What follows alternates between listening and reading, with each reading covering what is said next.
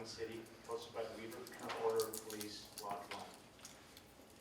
This is a recorded event that will be posted for those who are unable to attend to view at a later time. My name is Derek Fisher, and I'm the president of the Weaver Fraternal Order of Police. I represent officers and deputies in all the agencies in Weaver and Morgan County. Our lodge was named after the Weaver River that runs through Morgan and Weaver counties. Our mission is to serve the members. We do this by providing relief, events, activities, and serving as representatives to the administrations and city leaders. We also focus on building better relationships with the communities. We do this by serving, doing service projects, events, and community outreach.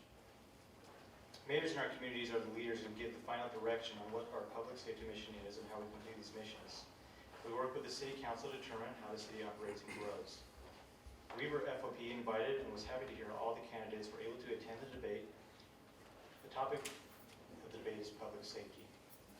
All members of the public safety team, police, fire, dispatch, as well as the public were invited to attend this debate. Additionally, if it is deemed appropriate, the FOP may at a later time invite the candidates back for a follow-up debate. As important reminder dates, the primary and the last day to register to vote is August 6th, tomorrow, and the last day to vote for the primary is August 13th. The final election is November 5th, is election day. Questions were accepted via email prior to the debate. Questions for the debate were chosen based off the given topic. Due to have a limited amount of time, not all questions will be asked in the debate. However, all questions not asked will be sent to each candidate to respond. Responses will be posted on our Facebook at a later time. The Ogden City candidates, Mayor Mike Caldwell, will go from left to right. Candidate Angela Castillo, candidate Dan Tabish, and candidate John Thompson. Introduction to the topic.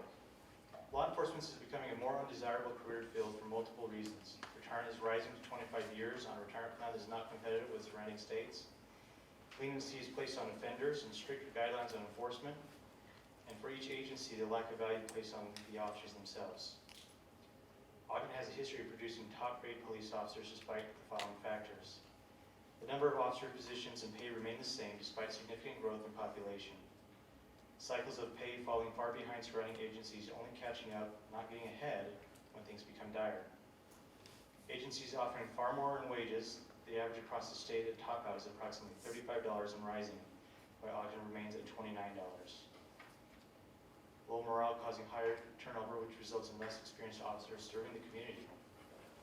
As of today, the Ogden Police Department is slotted to have 143 officers. There are currently 119 officers working in the field, not including officers in training or military leave. 16 officers are in training or military leave. It costs approximately $65,000 to train a new officer. Since August 2016, we have trained approximately 61 officers. In spite of these issues and more, Ogden PD has reduced crime and changed the environment in the city. City administration and city council have made efforts to improve in areas that benefited all of the public safety employees, which includes meeting with employee groups and making changes to benefits. The Ogden Fire Department suffers from similar issues and turnover. I'm going to introduce our moderator, Michael Moreno, who served at the time as captain of his debate team for Layton High. Has competed in roughly 30 tournaments, adding up to over 100 debates. Has earned him superior distinction in the National Speech and Debate Association, and 2 years high school, is now competing with Weaver State for debate. I'll let him introduce the rules, and we'll go from there.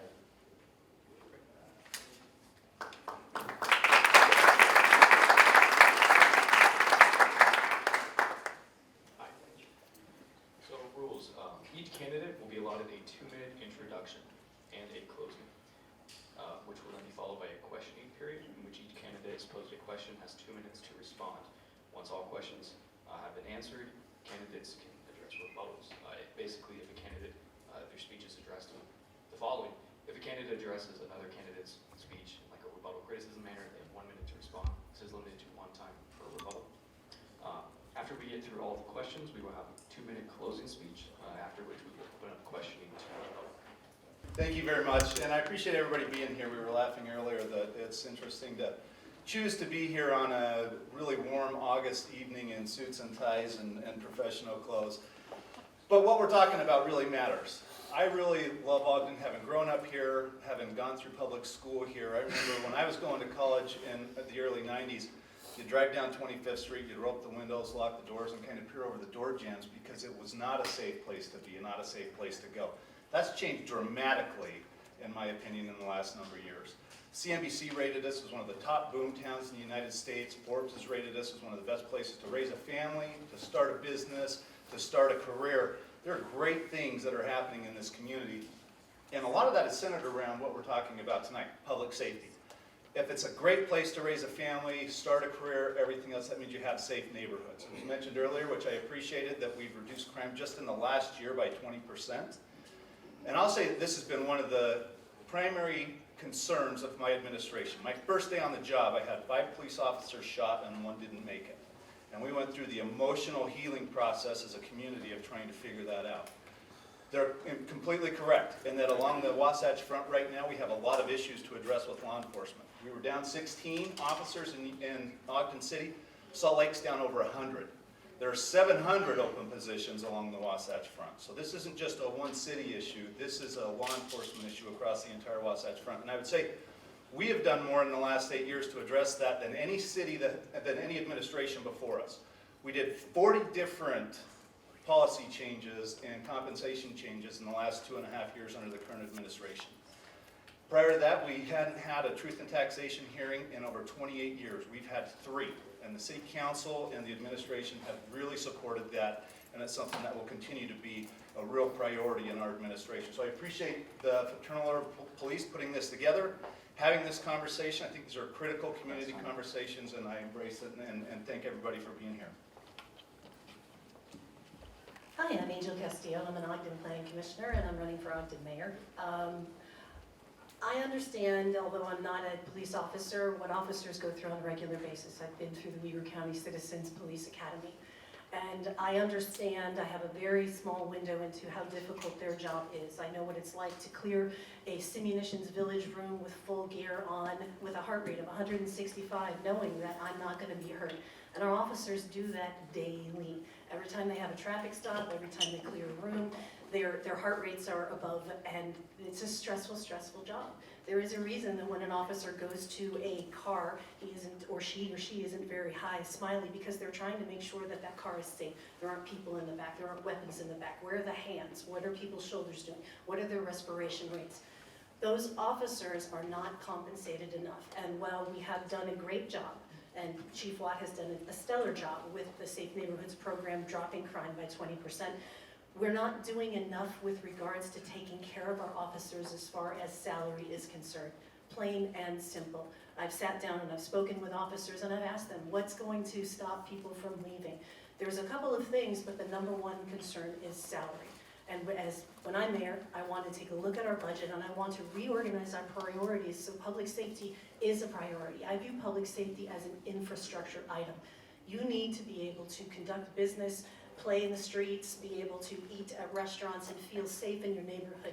And the only way we're going to do that is if we're fully staffed with experienced officers. Salt Lake City and Salt Lake County love to poach our officers because our officers are good. Our officers answer more calls per shift. And I don't fault them at all for leaving for more, for putting money in their pockets to put bread on their table to take care of their families. So I want to take it as a personal mission to find that money. And I have been talking about that in front of City Council for almost 2 years. And I'm not going to let that go because it is my priority. Thank you. So we all want a safer Ogden. How do we make Ogden safer? I believe part of it starts with the relationship between the mayor's office, the police department, and the district attorney's office. All 3 need to be on the same page to help reduce crime.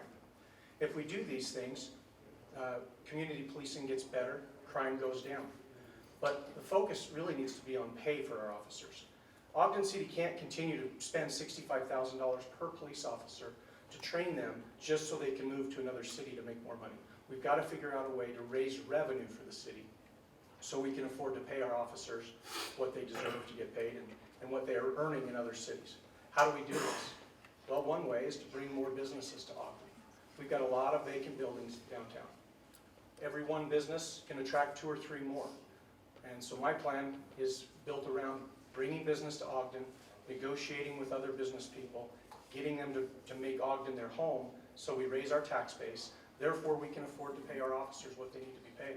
Otherwise, we're going to continue this vicious cycle, $65,000 down the drain because another police officer is going to a neighboring city.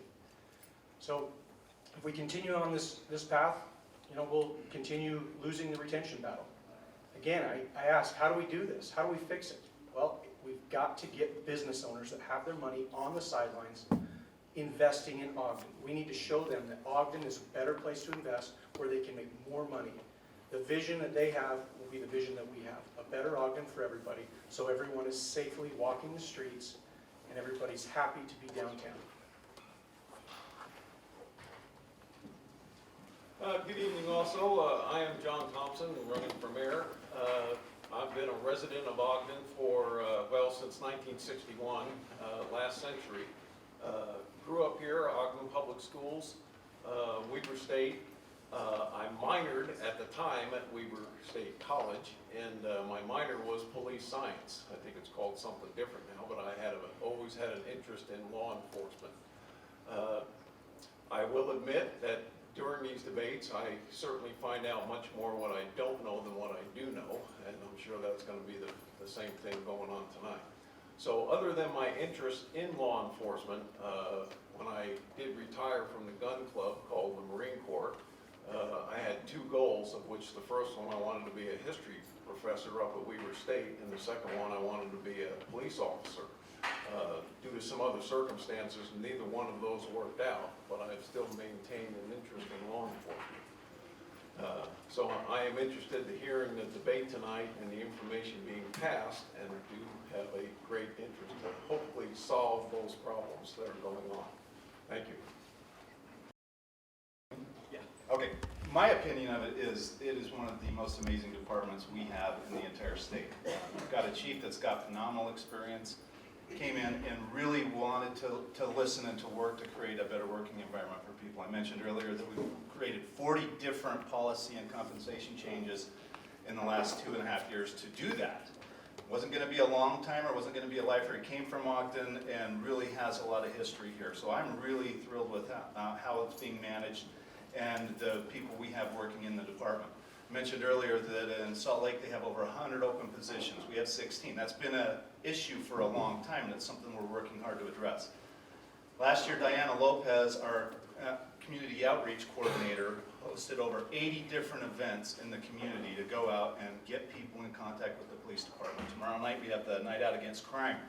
When I came in 8 years ago, they had 3 police vehicles and a food truck with probably gave out a dozen hot dogs or 2. Tomorrow night we'll have over 1,000 people that come downtown to get to know our officers, to get to know their community, to get to know how they can get involved.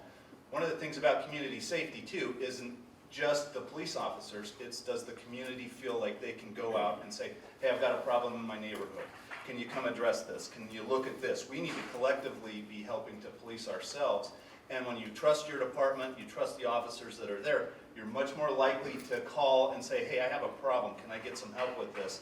Rather than to close the blinds and wish that away. That's the kind of department we've looked to create. It's the kind of department that we'll look to continue to support. And as I mentioned earlier, we have done really hard things as an administration and a council to address public safety in general. We haven't talked about it. We've really made hard decisions to do that. We'll continue to do that, and we will continue to look to have this kind of dialogue and invite people in to talk to us. There's not been an instance where I've declined a meeting with any of our officers, our employee groups, our employee unions. We want to listen and we want to make those improvements. We hope that that resonates, and that's what we'll continue to do with our community and public safety people that do such a great and amazingly difficult job for us. Thank you. Our department is phenomenal. We have a group of very hardworking men and women, and we have made amazing strides over the last 10 years with controlling crime. The problem isn't with our officers. The problem isn't with the department. The problem is with the budget. The budget that we do not have to and give Diana Lopez more money to connect to the community. I've sat down with a lot of thousands of people since we've been campaigning, and I've sat down with at-risk community leaders in East Central. And those communities that need the services of our police the most want connection. They want foot patrols. They want to be able to know an officer's name, have an officer's cell phone number. Nobody wants gangs in their neighborhood. Nobody wants drugs in their neighborhood. And these communities want connection, but we don't have enough money to be able to put enough foot patrols, regular foot patrols in those neighborhoods to give them the connection that they need. We used to have programs where officers would go to the community and actually have play sessions with the kids and build that connection. Our community wants to be connected to our officers. Our officers are our protectors. Our officers are what help us keep Ogden amazing, and we need more money to allow them to connect to the community. So I am not at all bashing our department or our officers. I'm bashing our process of why we're not finding enough money to allow them to do the job that they need to do to deeply connect to the community. Those bridges aren't going to build themselves. They need to be facilitated and paid for events and conversations to connect officers to those communities. And that's how we're going to keep everybody safe, and that's how we'll continue to bring crime down. Mr. Tavish. My opinion of the police force is I love them. They're fantastic. They do a great job. In my businesses over the last 25 years in Ogden, they've always been there to lend a helping hand. They've always helped me get through tough times, because sometimes you have a bad thing happen at a downtown hotel, the police are right there to make sure everything's okay. So they do a phenomenal job. We just need more of them. The issue is we have less police officers than we really need in a city of this size. And Mike mentioned that we're 16 police officers short. Well, that's on the current budget. We need to grow that budget and actually have more than 16 new officers come on board. With that budget being grown, we can start doing community policing, having our police officers walk their beat, even if it's once a week. Those types of things are expensive. To have a police officer get out of their patrol car and actually walk the streets and get to know the people that they're policing, that costs extra money. We can't do it with our current budgets. So they need to be able to go out, meet these people, know their names, know their families, and come back the next week doing the exact same. So every week they're meeting new friends and families. So it's not a whether we love the police department or not, it's we need more police in our city. You may respond if he addressed you in the question. If you want to respond, you can, but it is limited to one time per question. Pass it to John for the next. Thank you. I have a great high regard for the police department. I've known 10, 15 officers, I would say friends, some of others or acquaintances. So and generally I'm not looking like this during the day, so I know the appearance has something to do with it. So whenever I have a run-in or so with a police officer, I've always been treated with the utmost professionalism and respect. And I've also, when I've asked questions to them, I've gotten respect and a courtesy, very courteous answer, either by phone or going down to the window. If I didn't respect the police and law enforcement as a whole, I wouldn't have volunteered for them a couple of years, 10 or so years ago for each, both Weber County Sheriff's Office as well as the Ogden City Police Department. So if I had to say one word and describe the police department, I would just say professional.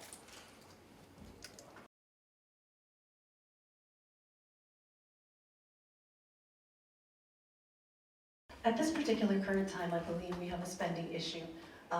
We need to be able to look at all of our infrastructure, and that means streets, sidewalks, sewer, water, power, and I consider our public safety and our police infrastructure. At this particular point in time, we are not fiscally sustainable. So we need to take our budget and we need to drill down to what government is ultimately responsible for, and that's public safety. That's making sure that your streets are safe, that the buildings aren't collapsing on you, that your water and power come, and that your public safety, fire, police, and emergency services are all operational. Everything else is cherry on the top. And so while we have done some great things, as far as Ogden is concerned, we have a wonderful quality of life. We need to start focusing on the things that really matter as far as keeping our people safe, with making sure we have enough money to staff up appropriately, to build community relation programs connecting our public safety to our citizens. And while revenue is always helpful, I don't believe that we need to continue spending millions of dollars developing at commercial property and acting as a developer when we could be working with public-private partnerships to spread that risk. I believe that, well, yes, we could generate more revenue. I want to stop the bleeding right now. I want to have an immediate response of let's drill down our budget. Let's figure out where we can find money to pay our officers and our public safety people more. And that, for me particularly, has everything to do with our redevelopment agency and our commercial budget that is scheduled to spend $20 million this year. And I think we can find what we need to allow our officers to have a higher retention rate and stay here. So is it a spending problem or is it a revenue problem? The answer is yes. It's probably a spending problem. We have a large enough city with enough tax revenue coming in annually that we probably have some inefficiencies that we need to look at. I met with 4 retired accountants that said that they would donate their time to come through and look through the city's budget to see if they can find any efficiencies that can be fixed. So that's part of it, and we'll probably find a little bit there. But again, I'm going to go back to the revenue. We've got to grow the revenue in this city. Now, Ogden used to be the 2nd largest city in the state. Now we're the 7th. We're kind of in a situation where we're standing still while all the rest of the cities are growing around us. Layton City's growing so much that in the last 3 years they've lowered their taxes 3 times. Yet we're raising ours. We have a growth problem, an economy growth problem in downtown Ogden, and we need to fix it. We need to attract businesses here so we can grow our revenue and bring these business owners down to the city and make them part of our community. When they become part of our community, more investors will come, they'll invest more money, and that's how we grow what we need to grow. All of this is going to bring money to the police department, and that's what we desperately need. That should be our first priority. Between those 2 choices, I would go with a revenue issue. I say that based on this information.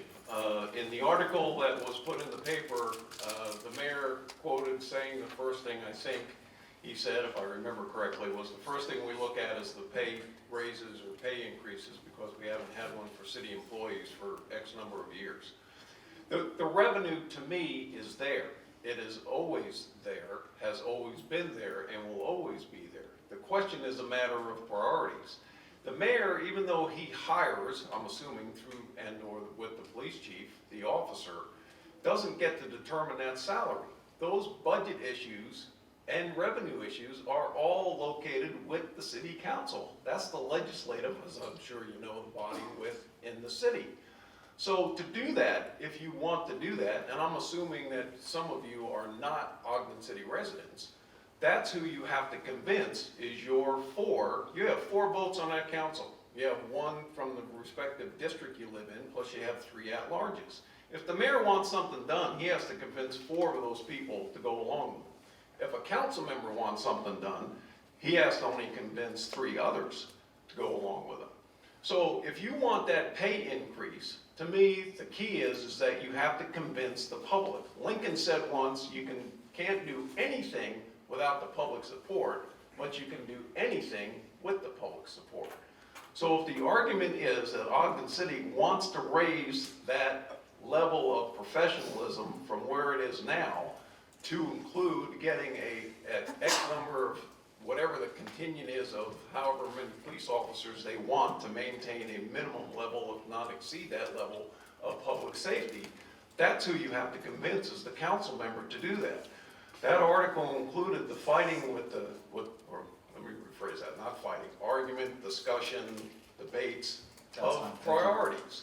So they have to make that decision. To Mr. Caldwell. Thank you, and I'll rebut a couple of, I think, what were misrepresentation of facts in that. When Layton City says they take a tax reduction, what that means is the Utah State Tax Commission it's a revenue neutral process. So if you see appreciation in your home, the State Tax Commission takes that appreciation off, so the city gets the exact same amount of revenue they got in the prior year. That's a funny note. But that's a conversation we need to have, because Ogden has appreciated almost 69% in the last 5 years alone. We do not get that increase in revenue because the state tax commission lowers those rates so you get exactly the same that you got before. That's why the council and the administration looked at these issues, looked at 5 years during the time of pay for performance when officers weren't getting paid at all, and we were desperately behind the rest of the state. And we made some tough decisions to say, we'll have a community conversation and raise those rates so that we can take care of our public safety. Not only did we take care of where they were at that point, and I appreciated Thompson reading the article. I don't know how often that happens anymore, but we have prioritized at least, it's a minimum of a 4% increase for Ogden City employees, public safety and Thank you, Mr. regular. Caldwell.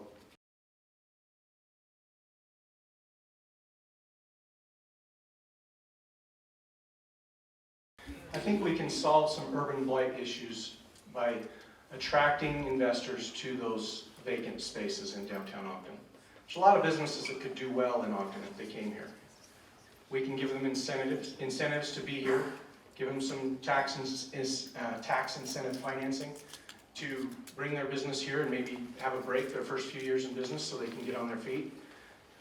And we can aggressively do that because we have so many vacant spaces downtown. Once we do this, people start moving in, more businesses start moving in, and when you find people, crime tends to go away. So those blighted areas can become a new metropolis for us that everybody's loving to go visit. Those are the types of things that Ogden needs to do. We have to focus on attracting these things so we can have a better Ogden for everybody.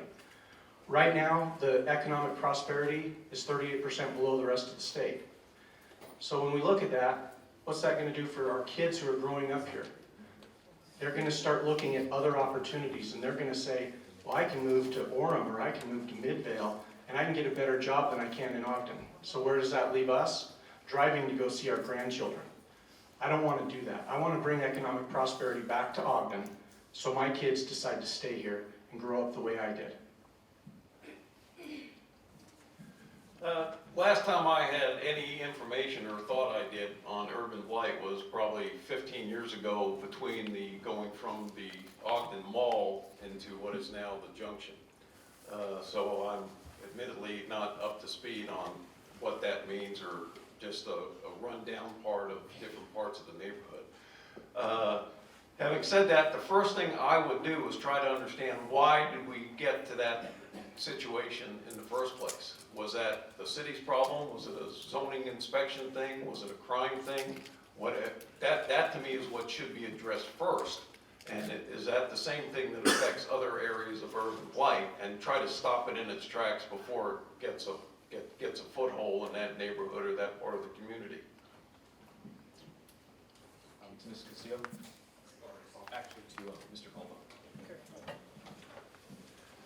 Ogden's unique in that we were built out really in the 1930s and 40s. When you look at what's happened, as some of the examples have been made around Lehigh or in Farmington or anything else, they had bare dirt to work with. And developers are going to go where they can make a return on investment. So we have a tool here called a redevelopment area. Some comments have been made about what's happening with our economic development department and everything else. Those funds are earmarked to go in and take care of urban blight. You can't pull those funds out of the area and use them for something that you think would be nicer or reprioritize those funds. They're there to go in and take care of blight and to do exactly what everybody's talked about. Encourage investment in our downtown, have more people come, raise our tax base and the revenue that comes from that. We're one of the most aggressive in the state in terms of the tools that are used. Even think of Farmington Station. When Cabela's went into Farmington Station on a big piece of bare dirt, the city of Farmington gave them $1.3 million in incentives to get that business to come in. So it's a delicate conversation, and it's a dynamic conversation about who's on the table, who can we get to come in, what kind of investments are going to be made. But then how do we keep and retain what makes Ogden so unique and so special? At historic 25th Street, 30 years ago, it was one of the first RDAs that we had. We had 43 buildings that were down there, 35 of them were vacant and boarded. 4 years ago, it was rated by the American Planning Association as one of the top 10 streets in America. So not only is it just about development and bringing the right kind of investments in, it's about preserving what makes Ogden unique, and how do we find a way to balance that. I think our economic development department does a good job of that. The council prioritizes all of those investments that are made. We appreciate 2 of them being here tonight. But that's a conversation that needs to continue to be had. We can go in and mow over a whole bunch of stuff and put up a bunch of stucco strip malls that made more money, but at what point are we leaving our character? And it's a real delicate balance. We don't want to be in LA or a Lehigh. We want to continue to be what makes Ogden so unique and so special. Mrs. Steele. I agree with Mayor Caldwell in the fact that we need to retain our identity. It is imperative that we don't lose the character of Ogden. It's one of the things that I fell in love with when I moved here. Wide walkable streets, beautiful brick buildings. We have a sense of gritty, urban, bootstrap, entrepreneurial grit as citizens and as a city. And it's important that we don't miss that. And one of the things that is an easy fix, as a marketing consultant, I'm hired to go into companies and figure out why sales are flat or launch a new product. And as a marketing consultant, I have learned not to reinvent the wheel. There are plenty of other people, plenty of other cities or companies that are facing the exact same problems that you do, and you have the conversation with them and you find out what worked, what didn't work, what did you wish you would have done different. And there are cities right now in 4 cities across the United States, they're addressing urban blight by vacant property taxes. If a building is sitting empty for 6 months or more with no particular plan for development in the city, then they're going to be fined daily $250 to $500. And this is money that is going to go back into the city. We need to stop allowing properties to sit vacant. How long has the Swift building been sitting empty? How long has the Rite Aid been sitting empty? How long has the Hostess building been sitting empty with no development agreement in sight? And yet our business development company goes and asks for $600,000 a few weeks ago from the city council to put more money in a site that has no development plan. I say we go to solutions. I say we go with empty taxes and empty property taxes, and we force developers to either sell their property or do something with the property. They need to be invested in our community, and we need to address those issues.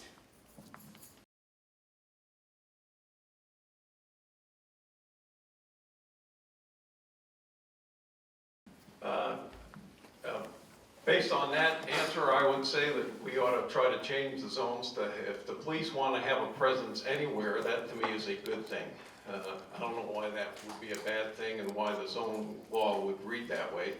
Other than that, obviously, since I'm not familiar with the question, I don't have a plan for that at this time.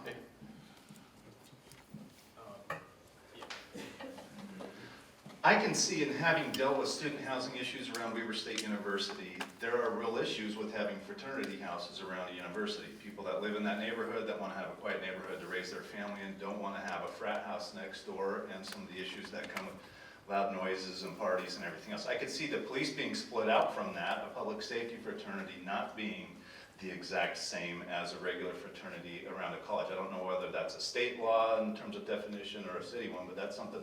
It's the first time it's come up in terms of my experience here, and that's something we'd certainly be willing to have dialogue about. I don't necessarily believe that strict zoning is one of the reasons that businesses are not coming to Ogden. We've identified some of those areas, and we continue to improve the zoning of some of those areas. In the downtown area, where we want to have higher density housing along transit lines and everything else, we've changed the zoning to accommodate for that. We want to have higher density apartments, livable spaces, workable spaces, so people don't have to drive, all across town to get to their job and to go to a grocery store or anything else. They make a lot of sense in an urban downtown. One of the things I've worked on as chair of the Wasatch Front Regional Council is that long-range planning. In the next 30 years, they're expecting we'll see a doubling of our population along the Wasatch Front. That could snuff out the quality of life that we have all enjoyed so much. So how do we plan for that? We don't want to commute to Salt Lake every day. People from Utah County don't want to commute into Salt Lake. That traffic and how we put our employment centers together, our housing together, where we put small restaurants and make more urban, walkable, bikeable, livable environments, I think is really important to that. That zoning has changed in the last number of years. When I grew up here, it was a rural community. You drove everywhere. When you were 16, you got that driver's license hot off the press, and it was freedom. And that's changing now. And so we want to adopt to that. We work hard to do that. The Wasatch 2050 plan that we worked on through the Wasatch Front Regional Council addresses that, incentivizes that, gives grants to that, and I think that's important to continue. As a planning commissioner member, I have a pretty good insight into what developers want and don't want and whether there are difficulties within our code, and I'm here to tell you, yes, there are. I have conversations with developers all the time. And it's not so much just that there are issues with codes for people developing. I think we should all be aware as a public that our general plan hasn't been updated in over 20 years. And we have issues. When I started as a planning commissioner, we had 7 properties that were along a transit line that were supposed to be mixed-use, high-density housing along a transit line. And because of our unupdated code, we lost 2 of those properties. We lost a corner property that is going to be a quick quack car wash 100 feet from a bus stop. And that could have been 150 units of residential housing. On 21st and Wall, we lost a piece of property on the corner that's going to be a 7-Eleven gas station, when that could have been housing on the front runner line 2 blocks from that. Our code is problematic, and our code is limiting us. And one of the things that we need to do, and we can do as a city, is implement inclusionary zoning to address our rental housing affordability problem. And that applies to units over 10 or more, big developers, setting aside 20 to 25% to low and middle income housing in perpetuity. And the developer is rewarded with density bonuses, parking lot requirement abatement, and then also financing that's available from the government. It's imperative that we look at our code and we update our code, not just to allow our police to have organizations where they need to be, so that your children will be able to afford rental housing when they graduate from school. So strict zoning is a small part of it. Businesses are not coming to Ogden, not over zoning. It's more of a vision for the city. They would like to come to a city that has a vision where the growth is there for their future. If a business comes and the future isn't clear to them, then they're going to look at a different city. So we need to make it clear that we're a city that welcomes businesses, and we bring these businesses in and they flourish. And then more businesses will come. If we continue to do those types of things, if a business owner really wants to put something down on Wall Avenue, I'm pretty sure they can get the zoning changed, because I've done it for my own business. You go down, you work with the city council, there's a vote, it's not easy, but after around 6 months, you can get your zoning changed and you can put the type of business that you want there. So zoning's a small issue. Could we make it easier? Probably so. Maybe we could do a more, open it up and give a time period where they can come and present things to city council at a lower cost, so that they do want to change zoning in something in Ogden for a business that makes sense to be here. I'm all ears. Let's make it happen. But the biggest thing is we've got to bring businesses to Ogden to fill up all these vacant spaces. I believe Mrs. Castillo wanted to. Mr. Tabish have alluded to the fact that if you want different zoning, you can get different zoning, and that in itself is problematic. It is problematic, which is why we have to update the general plan so that we have a vision for what type of development we want and where we want it. And changing our code, it is within our legal rights to develop as a developer does in phases. We can focus as a city, development must occur here along this transit line and nowhere else until that is infilled. And we are not doing that. And the fact that Mr. Tavish wants to change whatever it is that a business wants is not in line with what a vision for a city is. People coming here and opening businesses should not be dictating what your town looks like, what types of businesses are there. That is the citizens' responsibility, that is administration's responsibility to have a vision and not dictate it to developers and not the other way around. I've got a rebuttal to that. Yes. So I didn't say that we would just bend to what that business wanted. I said if it matches the vision of the city, then we would. They still have to get through city council. They still have to get the votes. And believe me, there's plenty of businesses that fit right in Ogden City.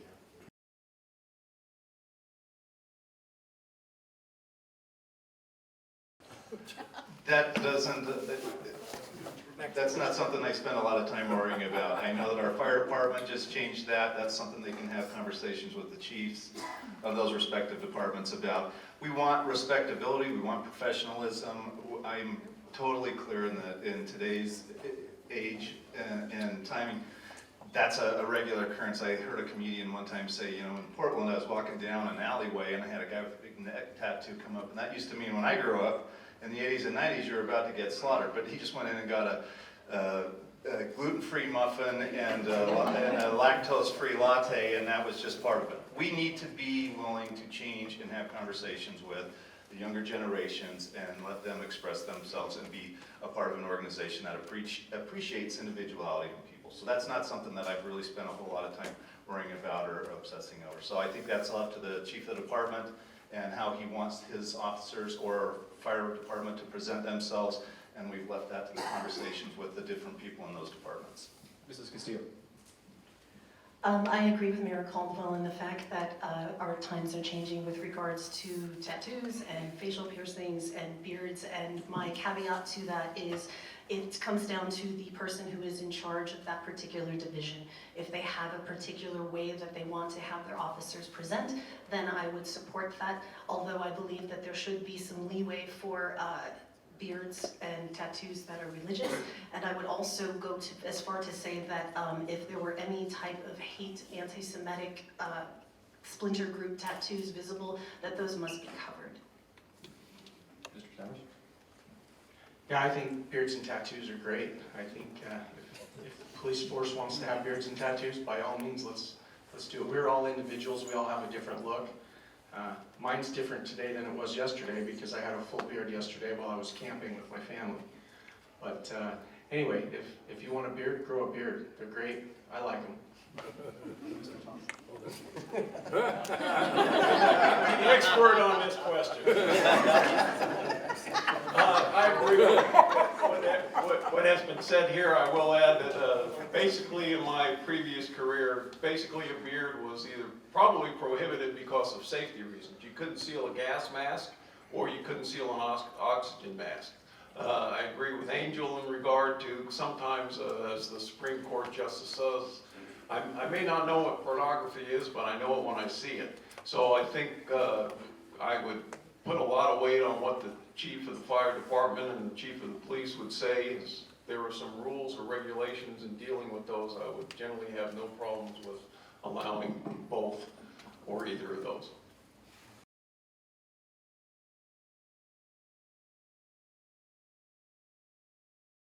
City goals.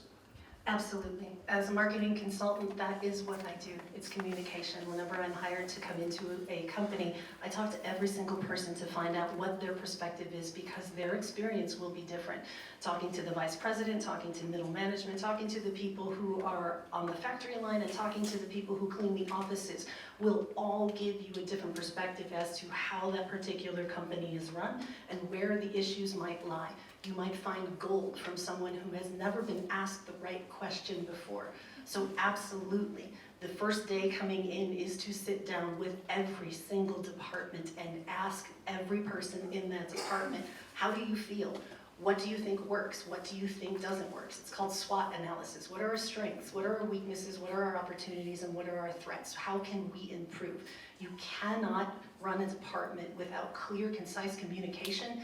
And it's, you need to know what the mission is. People can't effectively do their jobs unless they know exactly what the mission is and that they are empowered to enact and make decisions based on that mission as long as they're following it. So absolutely, I will meet with employee groups and every single person of every single department to find out what their thoughts are because everybody's voice in an organization matters to me. Mr. Towers. Absolutely, yes, I will meet with employee groups. And I'll meet with any citizen in the city. I'm going to have a complete open door policy. So if somebody wants to meet with me, they're going to get time, even if I have to stay till midnight. I will make sure everybody's voice is heard in this city. Employee groups, absolutely. Hopefully we have a regular meeting where everybody can come voice opinions of how things are being run in the city. But absolutely, we've got to do that. We've got to get the feedback from everybody because just like I think Angel might have said it, you never know where that diamond in the rough is going to come from. Somebody's going to come in with a great idea. That's how inventions happen and how our great nation has become the way it is today because we listen to other people, we hear their ideas, and then we collaborate and make a plan going forward. Mr. Thompson. I agree. I would add some caveats on there that between an individual employee and a union group or an association group and the person's immediate and up the chain supervisors, I would not want to undercut any of my, as we would say, lieutenants that are working for you. So, but yes, I would be happy to meet, discuss, hear new ideas, hear problems, hear situations, and go from there with that. Mr. Caldwell? I would just start by saying I think that question number 5 was a little unfair for Mr. Thompson. But with that being said, I'll move on to this. We have met with the employee groups. We continue to do that. It's really important for us to have those conversations and that dialogue. One of the things you find when you're elected into this position is that you're not an engineer, you're not a firefighter, you're not a police officer, you're not an attorney, you don't know sewer and water issues, and if you don't have those conversations and really find ways to prioritize what they're telling you, because we do have limited resources. You can't just throw money at every problem that's come up. We have very limited resources, and we're behind in a lot of areas because we're such an old city. So you do need to understand where the weak points are and how to go in and address those. We've been doing that. Our department directors have been doing that. We do employee surveys regularly to understand where we're at and what people's needs are. Those are anonymous surveys, so they can, if they don't want to come and feel like they're jumping over their supervisor or their lieutenant, they can make those issues, put them out there, have them addressed.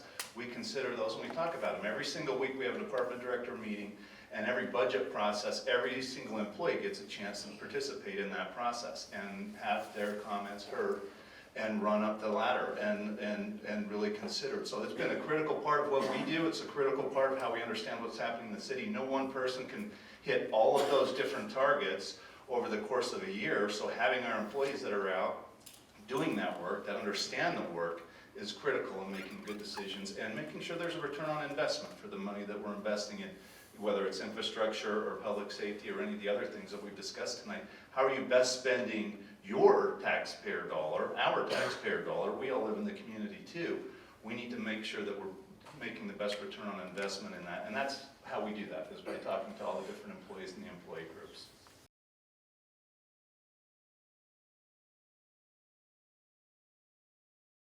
Well, the first thing is I'd like to have more police officers in Ogden City. So I guess that's considered a change, but the rest of it, you know, from what I know, I think the police department's running very well. I would like to meet with the chief and get a little bit more information from him and his leadership and understand if there are changes that they want to implement so I can get on board and help them do those things. But overall, yeah, I think Ogden City just needs more police officers. Mr. Thompson?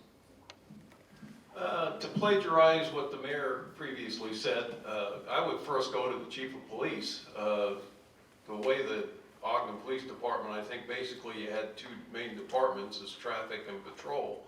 And from that, I would say, what is your problem? What are your situations? Where would you like to help? What do you need to better accomplish your job, to accomplish the mission you have in order to keep Ogden the safest city in the state? So based on that information is where I would start before I would make any changes. Other than that, right now, I would not have any changes to recommend. Mr. Caldwell? I don't know that there are any dramatic changes I'd make to the police department other than increasing salaries and putting more officers on. I think one of the biggest issues we have, and it's not just an Ogden City issue, it's a national issue, is recruitment. Law enforcement has had a lot of black eyes in the last little while, and that's a difficult thing to want to get into. Chief Watt told me that over the last 10 years, they've seen a 73% reduction in applications nationwide to get into law enforcement. So I think we as a nation need to be having conversations about the difficult work that they do and finding ways to tell their story and get more people excited about getting into law enforcement. Our department's done a phenomenal job. We have some of the best men and women in the state. It's been mentioned that a lot of people come poach our officers because we've tried to provide them with the right tools. We completely changed out their entire fleet of vehicles in the last number of years. It used to be a running policy that each police vehicle had to get to 180,000 miles before they changed it. Those are not pedestrian miles for the most part. Those are not your Sunday driving miles. Those cars get used hard. And so we went in and changed the entire fleet out. We've tried to make sure they have the tools to do their job. We've invested in proactive policing technologies. Our real-time crime center does amazing work there. I think that's something that gets ignored or doesn't get enough attention. That's something we need to talk about. We want to give them the best tools they have to do their job. That'll continue to be a goal. But recruitment and having law enforcement be something people are extremely proud of and want to get involved in is a nationwide issue, and that's something that we've been working on in the Ogden Police Department. Ms. Castillo. I would change the budget. First and foremost, our police need to have more money, and not just for the salaries, but for the programs that I referenced before with community connection. Reaching out and playing with kids from K through 6 so that they have respect for officers. Getting those kids connected in high school so that they want to be an officer. We are also lagging in recruitment of diversity. Salt Lake City doesn't have a diversity recruitment problem. We are not actively pursuing to make sure that we have new officers coming on that reflect our community. And we need to connect our officers to the community and be able to pay them to operate within those programs, because their jobs will be easier if the community that needs them the most trusts them, if the community that needs them the most views them as humans behind the badge. And we do efforts that police night out is a good thing, and I go to every single coffee with a cop, but we need to build those bridges. There are at-risk people that need to come to those coffee with a cop sessions, and they don't, because somebody has to invite them personally. Somebody has to make those things happen in a comfortable setting where they can realize that our officers are heroes and they are here to protect us and that they want to serve the community. But we have to build those bridges, and those bridges are gonna cost money. And we have to figure out what those are and put a priority on that, because if we have an engaged community that buys in and trusts our officers, their lives and their jobs are going to be easier.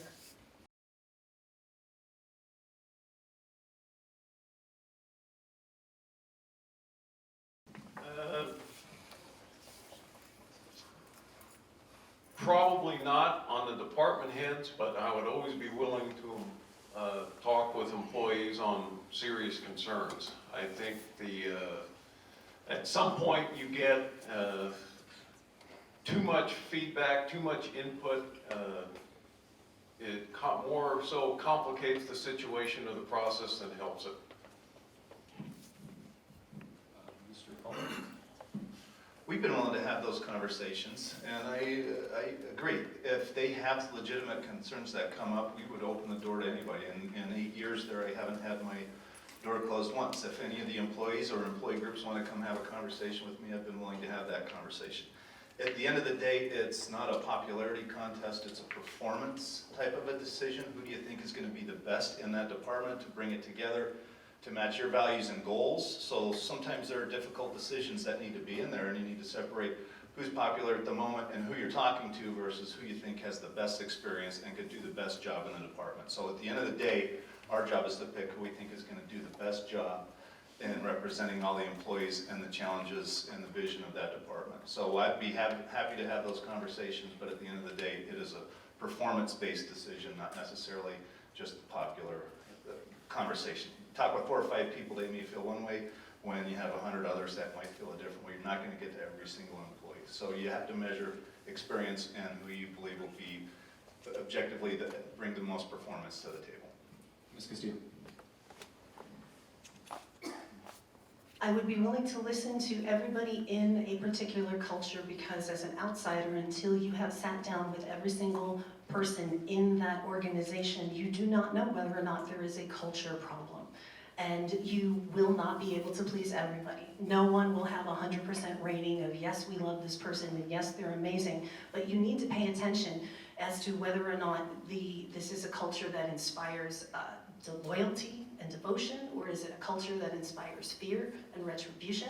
And then you have to weigh that. You have to make sure that there is performance that is in there, but you also cannot expect a unit to be cohesive and to love their job and be able to operate if they all unilaterally don't want to follow a particular leader.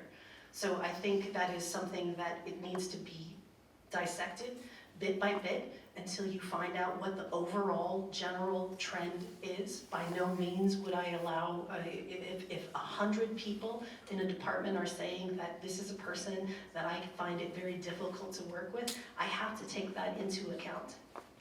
If it's only 20% of people that are saying that, that's maybe not maybe that's just a small segment of the culture. But it is our responsibility to make sure that our officers that put their lives on the line every day feel that they are empowered and safe and trust their leadership to take them from point A to point B and get them home safely. And I would be willing to have those conversations to make sure that they are invested in their leader. Mr. Towers. Would I look at serious concerns of employee groups to include changes to top city officials? Yes, I would. In fact, I intend to interview all the top city officials when I'm elected and see if any of them are doing their job the way they should, or if there's some leadership issues, or if maybe it's time for them to find another position. So yes, I'm very open to making changes with top city officials. If there's serious concerns, obviously we need to hear them all and make sure that we're addressing them head on.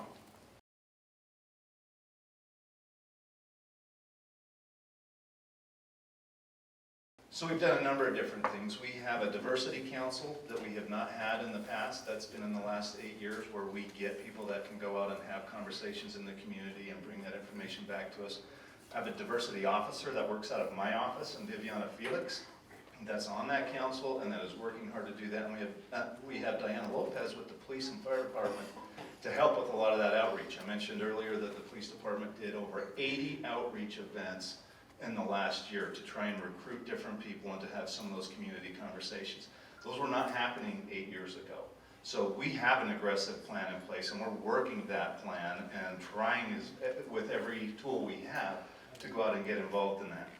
We really do want to see the diversity reflect in the department what the community is. That's part of how you build trust and how our officers have relationships and how we can community police ourselves, so we can make calls and tip a cop and everything else and get people out where there are problem areas. So we've aggressively gone after that. We've done things that haven't been done in the last 8 years.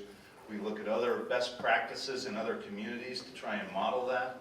And one of the issues we have is that a lot of people today, and the Air Force is having the same issue as we talked with Hill Air Force Base, there are minimum standards sometimes to get involved and included in what's happening in the police department. We need to look at those, we need to address those, and make sure we have the best out there that are excited to come and to be a part of our community. I feel we've done more to address that in the last 8 years than any other community along the Wasatch Front, and I'm really proud of the work that all of those groups are doing to be more open, to be more inclusive, and to recruit more people into those departments.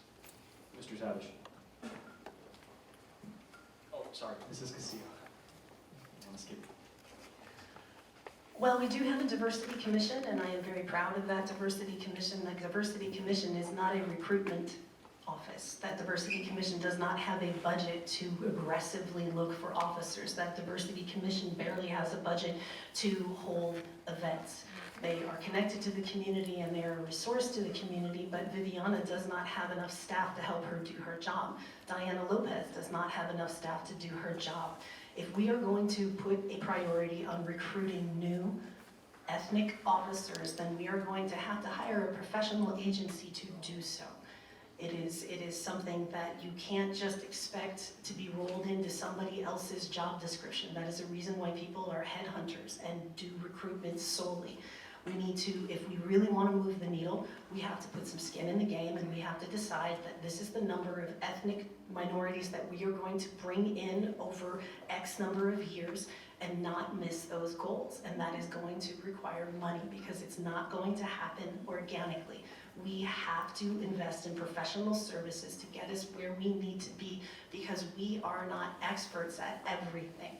And clearly, we have a problem with newer diversity, and I keep looking to Salt Lake City. Salt Lake City doesn't have a diversity problem, okay? So maybe the first step is figuring out what recruitment agency they use, what type of recruitment tools they use, because they are doing well with having a diverse force.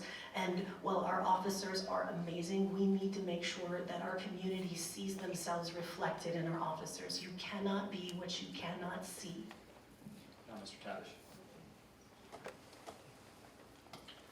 So The biggest thing that we've got to do to recruit minorities to the force and the fire department is pay. My family ends up working out at Hill Air Force Base because the pay is better.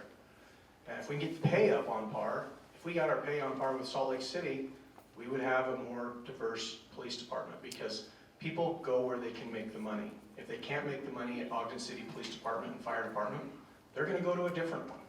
So that has been the problem. We bring people in, we train them, we spend $65,000 to get them trained, and they take their diverse part of our culture to some other city.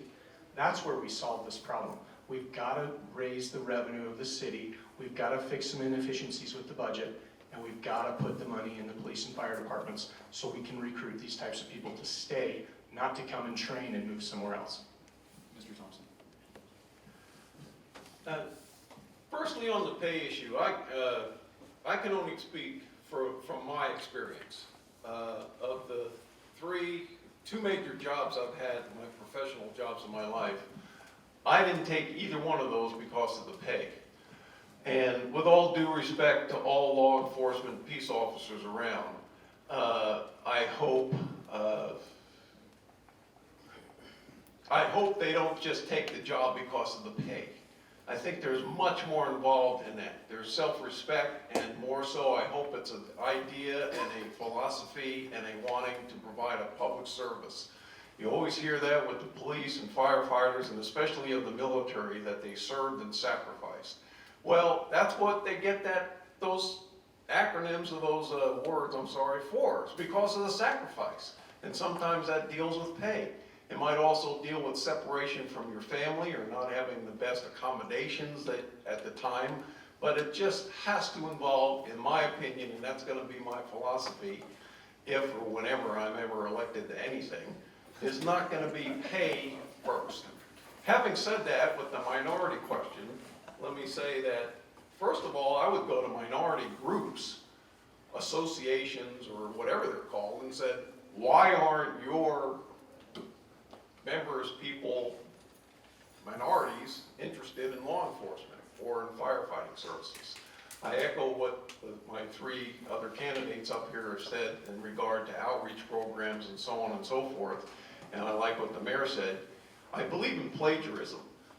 When I was in the military, I tried not to invent the wheel again. If somebody already was doing something well, I would go to them and use those ideas and policies and procedures and try to get heads up. So we would go to outside communities to try to find those answers and try to, if that's what our goal is, that's how we would try to solve that problem, or at least meet that.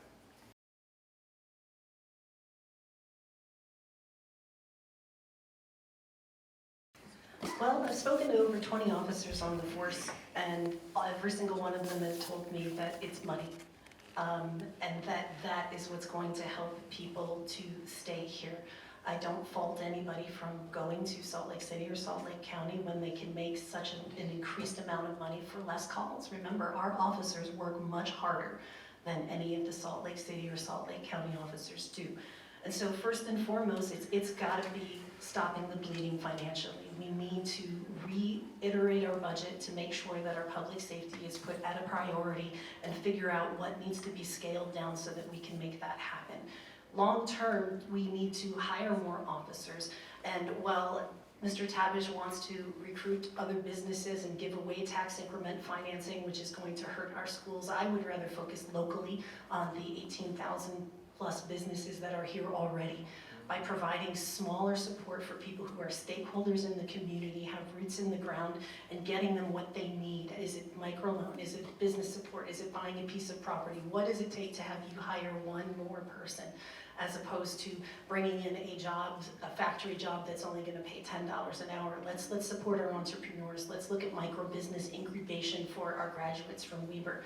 Those long-term things are going to help grow our community, and what we need to also get to tax with the officers is what are the soft benefits that you need as an officer that are above and beyond money, that are going to create a better culture for you, that are going to have you love your job more. Is it family time off? Is it rotating shifts? Is it a type of vehicle that you drive?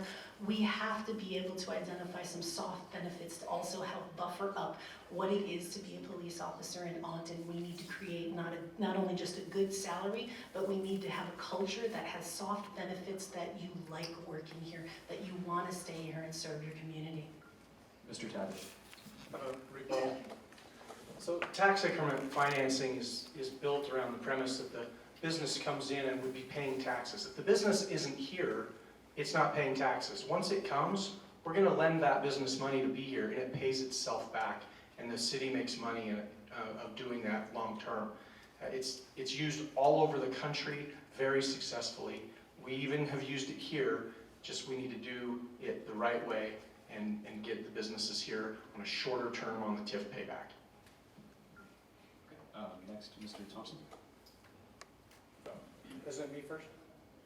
So your speech, you include the rebuttal in your speech, you can continue. Oh, I'm sorry. Well, you haven't asked the question yet. So it started with Ms. Castillo, question the officer retention crisis. Oh. Yeah. Okay, sorry. So officer retention. We have got to get our pay on par with the rest of the state. When we do that, we're going to retain more of our officers. The trend, and it's been ongoing for years, is they'll train here in Ogden, and they want to be here in Ogden, but the pay isn't increasing to a point where they want to stay long-term. They end up going to better pay. And driving to Salt Lake City, even commuting from here, isn't that big of a deal when you have such a significant pay increase. Some of them just moved to Salt Lake City. One of my friends who was on the gang task force, he moved to Park City with his wife because they were going to pay him so much more. He's been up there, I hardly even see him anymore. So these are the things that we've got to fix. We've got to get the pay on par, and the only way to do that is to grow the economy. The economy is what is keeping us from being able to have enough police on the force getting paid what they deserve. Mr. Thompson. If the pay is, if that's the reason, the salary, I'm getting that's what that. If I went to Chief Watt, why are the officers leaving? Why can't you retain them? And if he says it's the salary, I would have to find out first what that percentage is. Is that 90% of the guys' reasons for leaving, or is it only really 40 or 30%? I don't know. Are there other factors? I would have to also then plead, I would like to speak with those officers to see specifically why, besides the salary, as this gets back to public service and sacrifice, and Ogden especially. Do those officers live in Ogden? Are they invested in their community and like what they're doing and realize what they are doing is serving the great city of Ogden? And try to convince them, if I have to, that, you know, in the long run, this is the best place for you to stay. If it gets bottom line, again, back to this salary pay issue, then I let Chief Watt tell me to the effect that, nope, we need to keep these guys, we cannot lose any more, then that's between me and the council, because the council, again, as I said before, is the bottom line one that controls the budget, and we either raise the taxes to get that extra revenue, or we cut other services to make that revenue already available that's in the current budget. Mr. Caldwell. Thank you. If pay was the only consideration, Salt Lake wouldn't have over 100 officers short in their police departments. So that's a big issue for them. They were 500 sworn officers. They're just operating at over 400. And Salt Lake City, which is of interest to all of you as taxpayers, they benchmark their officer positions against San Francisco, Seattle, and Denver. And I think we could probably all agree that we don't have the budgets of a Denver, a San Francisco, or a Seattle. That's not a fair comparison at all. So we compare against local communities that are about the same size and measure what the tax burden would be. Salt Lake City, when one of the prior Salt Lake County mayors was going out, proposed a 138% property tax increase. We had not wanted to do that. Revenue growth can happen incrementally, and our commitment has been to address this. All 8 years I've been in office, we've had regular steps. We took them from a pay for performance to a regular step position, which matched and mirrored a lot of the other law enforcement agencies along the Wasatch Front.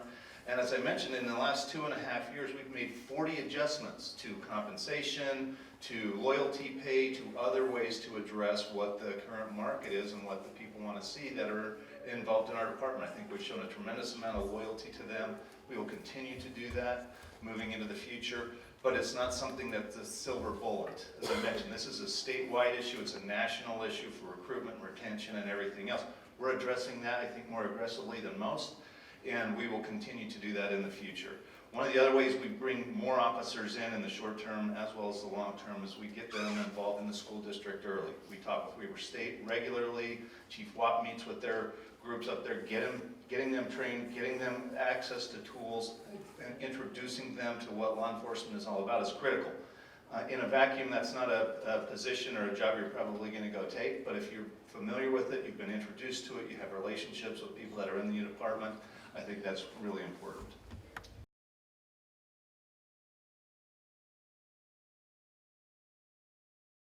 Well, if there is a morale problem, and maybe there is, in all the businesses that I've been involved with, we've always had monthly recognition. And you bring everybody together, you recognize things, and you mix it up. So therefore, lots of people get recognized over a year's time. I think monthly recognition is a good start, but I'd like to work with leadership and understand what their ideas are and what Chief Watt thinks needs to be done, because if we're not implementing that stuff now, let's do it. There's got to be ideas that are sitting on the sidelines. Let's have a big meeting with all the police officers and get their ideas and bring them into a forum and decide what's going to make them happier on their jobs. It could just simply be that they're working too many hours. You know, these are simple things that we can solve, and as a community, I know we can solve them. Mr. Thompson? I would agree with what Mr. Tavish said. I would have to find out first, why is the morale low or non-existent or bad, and then try to address that problem first. If the second thing I would ask is that if you want increased morale, then what do you want? What does the department want? What does the officer on the beat want, or the tip of the spear want? And go from there. If that's something within my power to accomplish and do and get done, then I would be more than happy to do that. Ms. Castillo? Mr. Caldwell, actually. Starting with Mr. Caldwell. That's correct. Morale in the police department is really important. And my experience in any group or department I've managed, if your morale is terrible, your results are terrible. So I would wonder where we are in terms of morale overall with the police department. As I mentioned, we do employee surveys regularly, and almost every one of those that have come out have shown an increase in morale. People feel proud of what they're doing. There's a clear vision for what's happening in the department, and the results bear that out. A 20% reduction in just the last year is not something that occurs if people don't feel okay about what they're doing and the community they're doing that in. I think that's a broad question, and it depends on which group and which department and which day you run into somebody and what kind of day they're having depending on morale. They have a really difficult job, and I can imagine that that's a hard thing. You see things that you would choose to unsee all the time if you could, but it's a really difficult job. That's why I have so much respect and admiration for the job that they do and what they bring to the table every day. Morale's critically important, and morale's directly compatible with results, and I think our department's done a tremendous job in providing results to the community, something I'm very proud of, but morale's always an issue, and that's part of the retention question. If they like what they're doing and who they're doing it with, sometimes it doesn't matter as much what you're doing, you appreciate the people you get to spend time with in spite of a difficult position. So that's something we're very concerned about, and that's was, as I mentioned earlier, the 40 different changes we've made in the last 2.5 years to policy and compensation and everything else is to help with morale, to help show them that they're supported and appreciated by the administration. Ms. Castillo?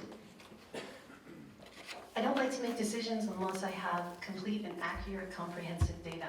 And I could not, at this point in time, say that there is definitively a morale problem in the police department, specifically because I have not sat down with every single officer, every single person that is staff. I have sat down with the chief, I have sat down with a handful of officers, but I can't possibly make a decision as to morale until I speak to every officer. It is important that we support a positive culture. And we need to be able to have officers in positions where they can feel they can speak freely. And I don't necessarily think it's something that happens in a survey. I think it's a conversation. And maybe it's a person that is completely outside of the police department, outside of the administration, that is a point person where complaints can go to, or just venting of thoughts. As a retired police officer myself, I have a question regarding Ogden's recruitment methodology. My understanding is that the city does not sponsor officers to Utah Post, that the officers have to be a Category 2 officer before they can be hired. Is that true? That's not my understanding, but that's a department issue I'd go back to. We have sponsored a lot. In fact, we're running our own post program now because the state couldn't put enough of our recruits in, or they'd get hired and then have to wait 4 months to wait for a post position to open up. So we have our own internal academy right now, and we've tried to aggressively get through that because it was a bottleneck for us bringing new people on board. If you offer them a job and they can't get in for 3 or 4 months, they're going to probably, and when the employment rate is 2.7% in the state, they're going to go find something else to do. Right. But just to clarify, your understanding is that Ogden City does pay for Category 2 post-sponsored employment. Correct, and that's part of the investment we make that has been mentioned, the $65,000 to get people trained up and ready to hit the ground. So we make large investments up front. I don't know what the Category 2 piece is over just a regular post certification. Well, that's to be a police officer. Okay. Then Category 2 we do sponsor. Okay, well, in that question period, in the future, add clarifications in the initial question. You in the back, Brandon. So, my name is Officer Lewis with the Ogden Police Department. We're hemorrhaging off. That's obvious. We are sending more out the back, as many out the back doors we're bringing in the front. And I hear a lot of talk about this is what we need to do, this is what we need, this is what we need. Whether it's businesses, whether it's more recruiting, or whether it's pay incentives or soft incentives. My question is, it's wonderful to say what we need to do.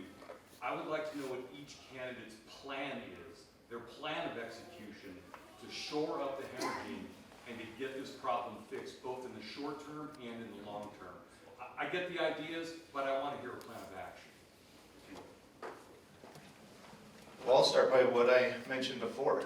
And when I came in 8 years ago, you hadn't seen a pay for performance increase or anything in that entire time. And when we go into the budget cycle right now, what we do is we bake in the 4%, and we're having a salary survey that I know you're very familiar with, so that we can bench up along similar lines with similar sized cities and everything else. So we've done a lot of that work. We also had 3 truth and taxation hearings to correct the 5 years prior, and then to correct some of that moving forward. So I feel like we've done a lot. There's no silver bullet to go in and correct it all overnight. I mentioned all the openings along the Wasatch Front, over 700 along the entire Wasatch Front. That's a collective conversation we need to have with the state and with a lot of those other communities. But I do believe that we have done a lot of that, addressing of all of that. I mentioned the whole new fleet, trying to make sure you guys have all the tools, the 40 changes we've made in the last 2.5 years. We have done a lot of that. We haven't talked about it, we've listened, we've made action, we've done corrective action. Council's been supportive of that. I'll call out Rich Heyer right here, who called in from the Wind Rivers on a sat phone, so his vote will be counted. And then any candidate can respond. I'm going to find more money. I spoke with Chief Watt, and my understanding is that for every 2% raise that you give an officer, you have to find $1 million because it's pension and insurance. And when I looked through our numbers last year, and I was at City Council repeatedly, the last budget session, I begged City Council to find $5 million. $5 million to bring us up to where Salt Lake City is, to stop the bleeding. And I know for a fact that we can go through the budget and we can definitely find $5 million, and there's no reason why we can't find $8 million to fix it in the future. We need to go through the budget and weed out the inefficiencies. There's some bloat in the budget, and this is something that we need to get our community on board with. We need to be more transparent with our budget process. It's a 400-page document that's about this thick, and it's really, really challenging. And we need to make sure that we engage the public in the process and go, here are our top 5 problems, and not everybody gets a pony. So how are we going to attack this? How do you want to work towards this as a city? Because how we are going to need to retain our officers with the growth that is coming, or we're going to slide back with the crime that we had 10 years ago. So you didn't clarify why you thought the officers were hemorrhaging. Is it a pay thing? I actually think it's, like the mayor said, there's not a silver bullet. I think there's a multitude of things. Okay. Pay is absolutely an issue, 100%. Gotcha. But I also believe that to bring us up to Salt Lake City just is not a realistic view. We don't have the tax base. We're not going to have the tax base. We're not as large of a city, and so I don't expect us to get paid the same as Salt Lake. I do expect us to kind of close the gap a little bit, and each candidate has mentioned good ideas for that. I do believe growing the economy is probably one of the biggest things. Zoning can be an issue as well. I know that not one person in this room wants to get 139% tax rates, right? So that's what I mean by plans. What can we do to, I understand we need more money, but how? How are we going to get that money without, Please keep the do we need a clarification tax short. raise? Maybe, but does it need to be a large one? No. How can we do it without doing that? Perfect. Okay, yeah, so absolutely we need to grow the economy. We've got to bring employers into the city. We've got to bring in businesses into downtown Ogden. Good employers. What if we had a UPS and a FedEx hub out at the Ogden Airport? They've been out there fighting at the Salt Lake International Airport for airtime. They have to fly in at the wee hours of the night and the early hours of the morning. They would do a lot better to fly in almost any time they wanted at our airport. So we could bring in some jobs, that grows our tax base. Yeah, and I agree, we can't pay what the largest city in the state pays, but we can certainly close the gap. And we do that by economic growth. We go through the budget, yeah, we can find some dollars there, I agree. But the real way to solve this long-term, so it's not a permanent problem, is by economic growth. Officer Lewis, when they're leaving, are all of them or most of them going to other police agencies? Most of them are going to other police agencies, Okay. yes, sir. Thank you. So, I'll have to echo and take the easy way out here with my 3 other counterparts here. Yeah, I think it's a combination of all those things, the economic growth, trying to find out basic reasons, what is offered to them in regard to the pay or in addition to the pay, of why are they leaving or what would get them to stay, first of all. If it does come down again to the money, I think that's a priority, and with the chief's support, I have to fight with that or propose that or be a proponent of that with the council to say, let's shift the money from this department, area, agency over to the police department, because that's one thing, this public service, public safety, we have to maintain, and it cannot go below this minimum standard. Before I go on, I want to correct a possible mistake I might have made. On the first question, I believe only Mr. Caldwell got the chance to respond. Did any of you want to respond to this man's question? You. So, you talked about blight, and you're talking about bringing in money. So, in the neighborhood that we live near Teal Smith, and we have a beautiful neighborhood, but you go 1 or 2 blocks west, and you're looking at blight. So, a couple of ways you can bring in some more money is get code enforcement involved and make these people take care of their yards. There's people out there that have weeds that are 3 and 4 feet tall. What's code enforcement doing? Right around the corner from me, there's somebody that hasn't mowed their lawn all summer. That would bring in funds, right? That would bring in money for the police department. Well, the police department are out driving around. If they see this blight, they see one of Please these. make the question short. Well, anyway, that would bring in money, right? So how come we're not focusing on code enforcement to get these properties up to where they should be? Bring in some funds, make our neighborhoods look nice, right? Anybody? Respond. Take that. If you like. Code enforcement is a really unique issue in Ogden City. Some people think we do way too much of it, some people think we don't do enough of it. And part of what code enforcement can and is required to do, tasked to do, is that is set by the Utah State Legislature. You've got to notice it, they have to have 2 weeks to be able to clean it up, they have to have 2 more weeks before any kind of fines can be assessed, and then even if the fines are assessed, it's not like a criminal deal, it's a civil deal. So chasing that gets to be really difficult. One of the things we've done and invested heavily in that helps with community policing is our Promise Neighborhood program. So it directly affects blight. We've done over 250 homes, taken these out of the rental pool where they had issues, they had a lot of different calls for service and everything else. We've gone in, we've rehabbed them, we've worked with the FHA for grants to go in and do that, and then we put homeowners into those properties. And so changing them from rentals to homeowners has really impacted a lot of the different neighborhoods, and it's stabilized a lot of those different neighborhoods. We can tell through our police department and the RTCC exactly which are our biggest problem residences, and then we can find ways to go in and try to pick those up and clean them up. And so that's part of the code enforcement and blight issue. Did any other candidates want to answer that? Any questions?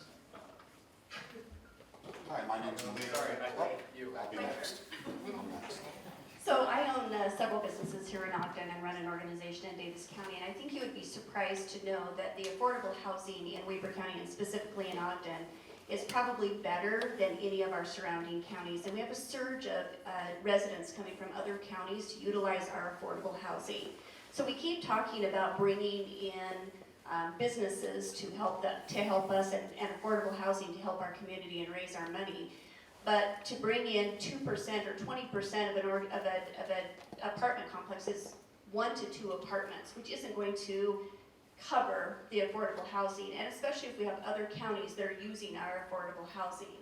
So that's one problem. And then bringing in other businesses, you can't just entice a business into the hostess building and then expect for jobs to be here. Many businesses, myself included, don't come to this city because we don't have skilled labor, we don't have tax incentives, and we don't have some other things that would support our businesses. So just bringing in the business itself isn't the issue. How will you bring in skilled labor and the other things that the businesses need to attract customers? Because you just don't get a customer and a skilled person just because you open up something in the hostess building. Please summarize the question. Well, I'd like to address the housing issue first. When I'm talking about inclusionary zoning of 20 and 25%, we're talking about developments that are 150 units or more. There are plenty of developers. As a matter of fact, there was one who wanted to put 150 units on that property that was lost across the street from the Chevron that is now a 7-Eleven gas station. So that is going to bring in a significant amount of housing. There is no magic bullet for housing, there is no magic bullet for homelessness, but if we don't start getting those projects online now, and they're going to take a couple of years to get built, we are going to be lost in 10 or 15 years. Your grandchildren aren't going to be able to afford to rent here. And so that housing issue is important. You also hit it right on the head with bringing in business development. Bringing in a large company is going to have a 2 to 3 year lead time when you're bringing in a business, and the tax increment financing is taking money away from our schools. While it is something that someone uses a lot, we don't need to do that anymore. Ogden is desirable. We have to stop giving away tax incremental financing like candy. So to bring in new businesses, you also need to bring in employers. So I mentioned UPS and FedEx. In the first year, that would create 700 jobs in Ogden, Utah, if they were to relocate to the Ogden airport. Those are the types of businesses we need to attract. When you bring in a business like that, now you bring in employee base. That employee base lives and spends their money in Ogden. And we can add more businesses downtown so everybody can thrive from the growth. The growth isn't going to happen overnight, but it can happen in the first 12 months. And then the first 2 years, and then the first 4 years, and it just keeps ballooning. That's how you grow a successful city. We're not the first city that's had this problem. Other cities have faced this all over the country. We've got to follow what they have done, do exactly what they have done, so we can be prosperous like they are now. Go down the line, I'll go down. Just some thoughts on that. One, some of my ads say in regard to I would prioritize trying to get people to live and own in Ogden before I would push for the commercial, just get the jobs in Ogden. I've modified that position a little bit because I just received my tax notice or tax evaluation last week. And realize that, you know, if you have a commercial property, it's 100%, let's say, of $100,000. If it's a residential property for $100,000, the tax base from that is only 55%. So now, where do you get that mix versus that person that's living here, and therefore, I would assume, spending most of that money that they spend here in Ogden versus where they live? So where's that difference of 45% coming up, and what would be the best mix to have that in order to support that overall? Mr. Caldwell? I would say we've been doing a lot of that work. So to just touch on two of your points, I agree. In Weber County, Ogden City is 90% of the low income and affordable housing units in the entire county. So that needs to be spread out. You can't compress it all into one area. It doesn't give people economic mobility, even though Ogden's been recognized as one of the most economically mobile cities in the entire United States, something we're very proud of.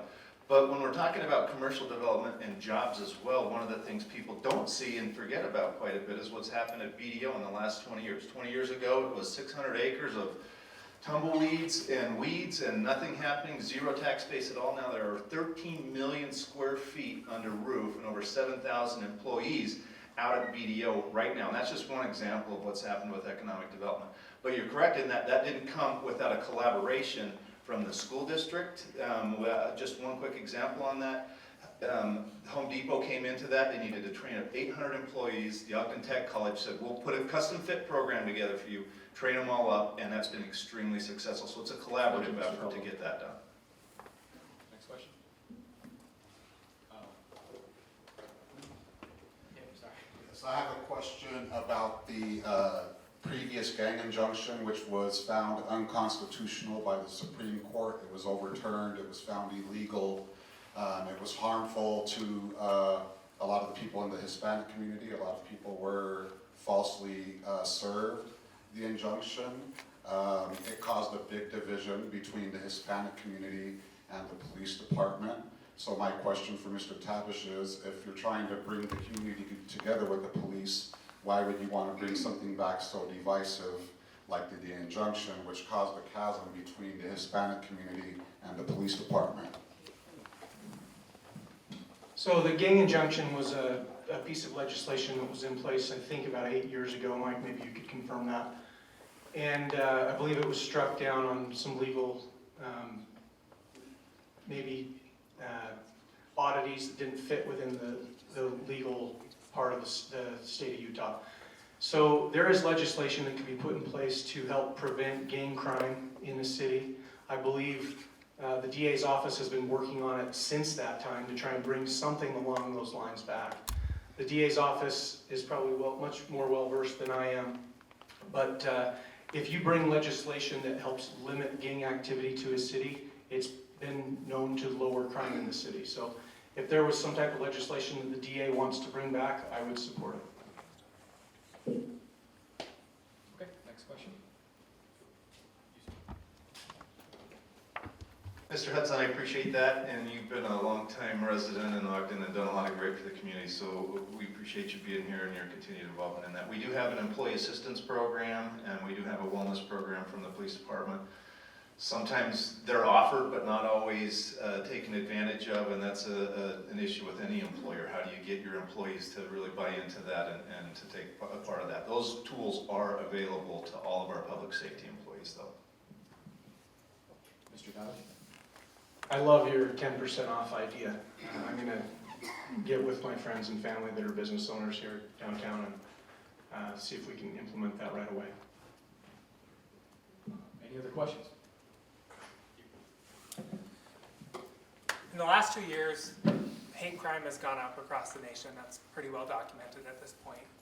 And in the last year, we've seen a lot of fear grow in our immigrant communities. I'm asking each of you to paint a vision for what public safety means for these communities that are feeling marginalized and left out of current public safety conversations.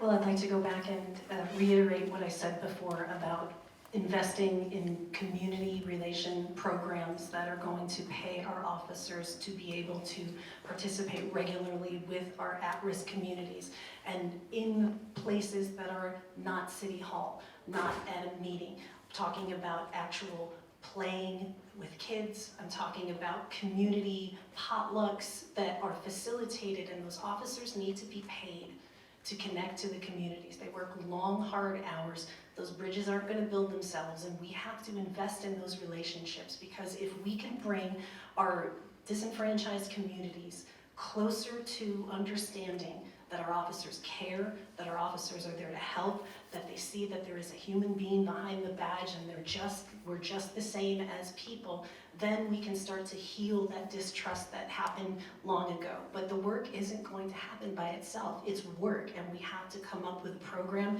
and that's going to require money, and it's going to require time. But it will yield a better return on investment, because the crime will go down because the officers are connected to the community. And we have to spend more money to get the police officers on foot at least once a week in their neighborhood. If they're walking their beat, they're going to get to know the city that they're protecting. Protect and serve is what they want to do. That's why they put the badge on. They've got to get involved with each and every family on their beat, so they know who's living in those houses, so they know their names, they know their families, and that is a way to bring the city back together as a community, because we've always had a diverse community, and that is our strength. There's a reason the justice has a blindfold on, but that should also start with the law enforcement aspect of it, besides just your day in court aspect of it. I hope it's not that bad or bad at all in Ogden.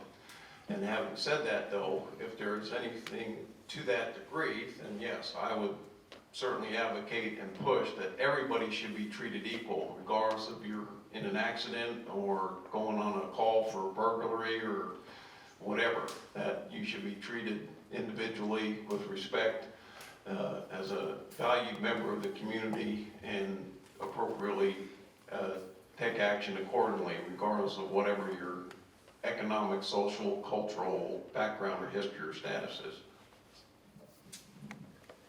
I would just say to that point, when a lot of this dialogue started to happen nationally, we were hearing that from some of our communities, and I personally did 8 town halls with the police chief, Randy Watt, and really explained what was happening in those communities, what the police department's role was in those communities, because there was a lot of confusion on that.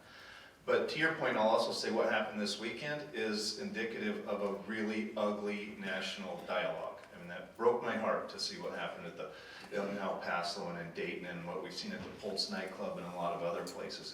There's a lot of really angry national dialogue that scares me to death, and it hurts my heart to be raising 2 daughters in an environment where you can't go on Facebook or social media and see so much hate speech. So I would say collectively, we all address that. That's not any one office, it's not any one officer. How we treat each other is really important. And Ogden, I've mentioned a number of times, was recognized as the 2nd most charitable community in the United States when it comes to volunteer hours given and charitable donations.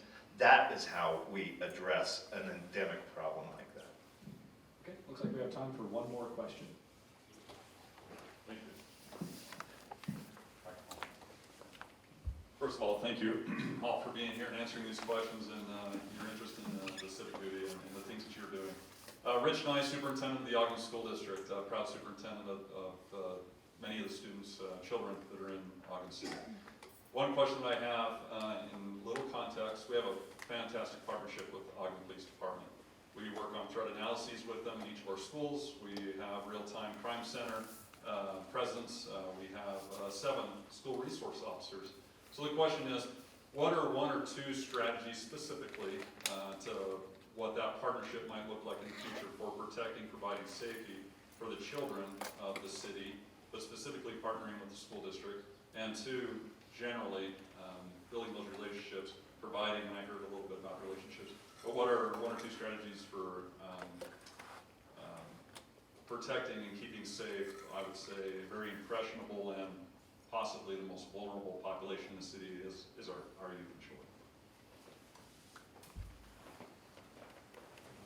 Are you specifically addressing safety of children with regards to shootings, or what do you mean by addressing safety to children? Safety for children, so a lot of the issues that come actually into our schools don't originate in the schools. And so keeping the students, one, safe within schools, but two, what are some strategies to also provide additional safety supports for students when they do come to us?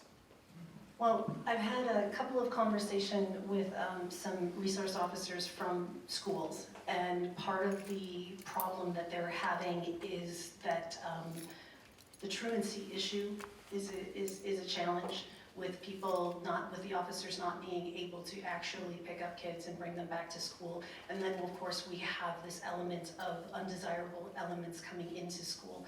We need to beef up our relationship with our resource officers, and I know for a fact we're losing an amazing one in 64 days, and that breaks my heart. And when I've had a conversation with that officer, it has everything to do with salary. And so it keeps coming back to money, and it keeps coming back to having communication relationships, and you know your school best. You're going to be able to say, these are the things that I think need to be beefed up to help protect my students, and it would be my job as mayor to make sure that we find the budget to do that. Superintendent, I appreciate you being here. I've had conversations with you about a lot of these different things, and I think it's very critical and very personal. One of the things we've tried to do, I'll give an example, was the New Bridge School. The former D Academy, we had teachers there that said that same student turned over, the same chairs would turn over 4 or 5 times in the course of a year, and so the teacher never really got to know a student, got to know what their needs were, and my mom, having been an educator who's here, thanks Mom for dealing with this, but for over 30 years, knows that you need to have consistency with the kids. So creating that New Bridge Academy and stabilizing the neighborhood so kids can come in and you get to have those relationships with students is really important. Budget's always going to be a part of it. One of the things we've worked with the school district to do is to share equipment. We're all taxpayers in the same tax base, and so if we have a 10-wheeler dump truck or something else, we find ways to help share some of those services and keep that dialogue open between us. There are different pockets of this community that have widely different problems, and so that's something we need to continue to address, and good resource officers, I think, are critical in that. In addition to having more resource officers, I would like to implement something at the schools. I've thought about it for years because I have large facilities where everybody has to badge in. When you have to badge in, that means you're supposed to be there. And so I would have liked to seen this implemented in our schools years ago, where if you're a student at the school, your student ID badges you into the school. If for some reason you've lost your badge, you can still get in, you can call, you can get inside. So I think that would be a big deal for our schools. And because I put it in facilities, it's not as expensive as people think. I think we could put it into every one of our schools, and it would be a blip on our total budget.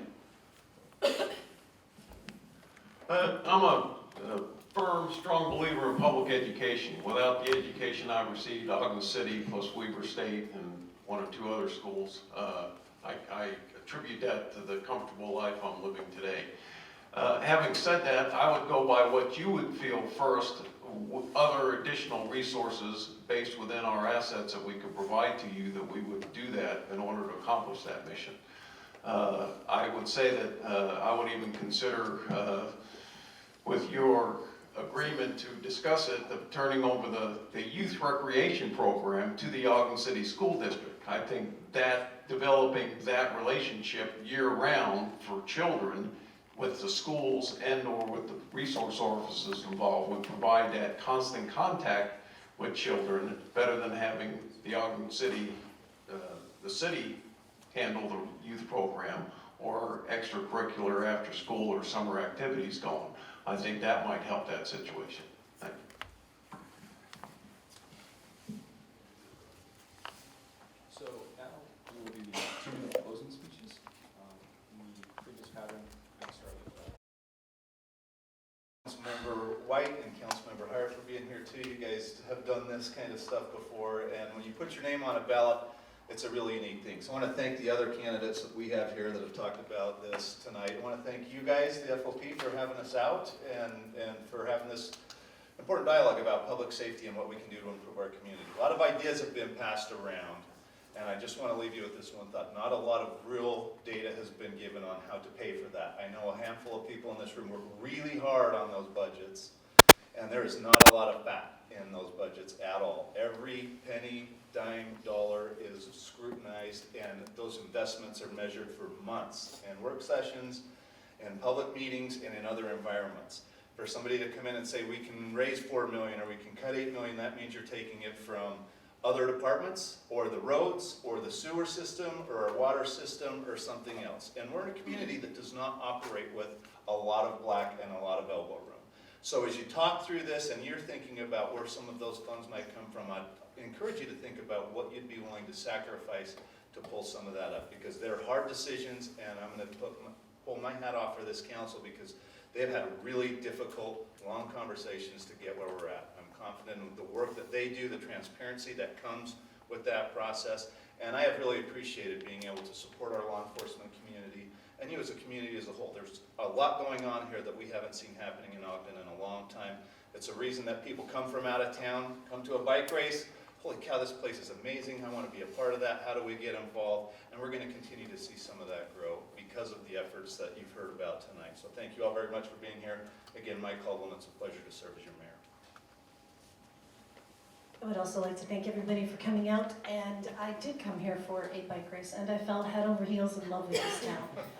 And I wouldn't shut up about it, and that's why we moved here. It's plain full stop. It's an amazing city. It has some of the most spectacular amenities that you can find in an urban setting, and we have a fantastic small town feel, but we are right at that edge of growth. And I came from a city that has a homeless crisis and a housing crisis. And that's exactly why I joined the Planning Commission 30 days after being here. We unpacked our U-Haul on a Saturday, and I was at a city council meeting on a Tuesday. I've been to almost every city council meeting for 2 years, except for 4 weeks when I had a hip replacement surgery. That's how invested I am. I've read those budgets, both of them, and they're really, really complicated. And yes, there isn't enough money, but what needs to happen is transparency in the process, and the city council has started that process by having community meetings, asking the public what they want. We need to make sure that you as citizens are engaged and helping us determine where that money is going to be spent. And I think that our basic job as government is public safety. It is to make sure your houses don't fall on you. It is to make sure your streets and sidewalks are safe. It is to make sure that you have police, fire, paramedics when you need them. And everything else is the cherry on top. So we need to come together as a community and have these conversations. I believe it should be an administration combined with the council. Strong mayor, strong council, because you elected your council people to represent your district. Happens in East Central, and it's important in East Central, is not necessarily what's important on the East Bench. And so we need to work with the council, with the administration, to come together and be transparent about our budget and have long discussions as to how we are going to spend your money. Because we want to improve the quality of your life. They're your tax dollars. We need to know what's important to you. And that is my main reason for running, is I want to make sure that we don't drive off that cliff, because we're heading towards that 10, 15-year growth issue, and we need to do something now. Thanks, FOP, for putting this on. I really appreciate it. It's been fun. Thank everybody for coming out tonight. I'm sure you have other things that were probably more important with your families, so I appreciate your interest in our community and where we're headed. I love Ogden. You know, I've given everything I have for the last 25 years to Ogden, including my family. I want Ogden to regain its prominence in Utah. We need to change direction now if we're going to bring back economic prosperity. We can't continue to go backwards by trying to stay in the same place. The rest of the state is growing, and here we are sitting at 38% below the average of the rest of the state. Economic prosperity is right there at our fingertips. We just need to guide it into the right direction. Our children are moving away because we don't have enough good employment opportunities to allow them to raise their family here when they grow up.